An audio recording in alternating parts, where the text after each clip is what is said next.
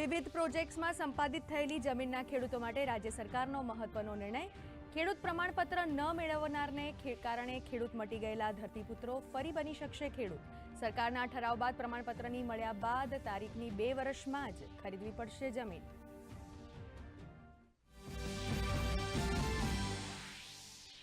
ગુજરાત એટીએસને વધુ એક સફળતા. દેવભૂમિ દ્વારકાથી દીપેશ ગોહિલ નામના જાસૂસની કરી ધરપકડ.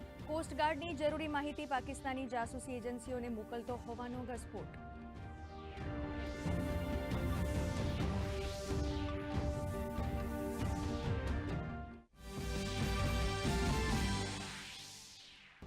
બીઝેડ ફાઇનાન્શિયલ સર્વિસના 6,000 કરોડના કૌભાંડમાં તપાસ તેજ. ભૂપેન્દ્રસિંહ ઝાલા સહિત આરોપીઓના બેંક એકાઉન્ટ અને પ્રોપર્ટીની કરાઈ છે તપાસ.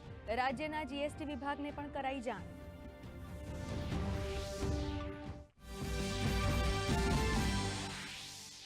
પ્રધાનમંત્રી નરેન્દ્ર મોદી આજથી 3 દિવસના ઓડિશાના પ્રવાસે. ભુવનેશ્વરમાં જાહેર સભામાં પ્રધાનમંત્રીએ કહ્યું, ઓડિશાના ચૂંટણી પરિણામોએ વિપક્ષને આપ્યો ઝટકો. રોડ શોમાં ઉમટી માનવ મેદની.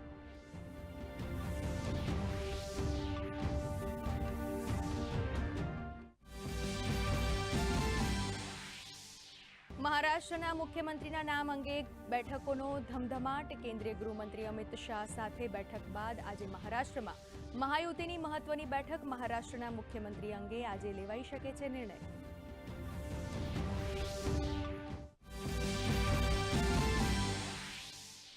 વાંચે ગુજરાત 2.0 અંતર્ગત અમદાવાદ રિવરફ્રન્ટ પર ઇન્ટરનેશનલ બુક ફેરનું આયોજન. આવતીકાલથી 8 ડિસેમ્બર સુધી યોજાશે પુસ્તક મેળો. દેશ વિદેશના નામી લેખકો, સાહિત્યકારો, વાચકો સાથે કરશે સીધો સંવાદ. બાળકો માટે ચિલ્ડ્રન ફિલ્મ ફેસ્ટિવલનું પણ આયોજન.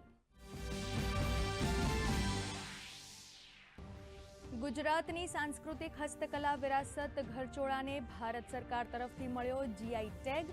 હસ્તકલા ક્ષેત્રે ગુજરાતનો આ 23મો જીઆઈ ટેગ. ગુજરાતને મળેલ કુલ જીઆઈ ટેગની સંખ્યા પહોંચી 27 પર.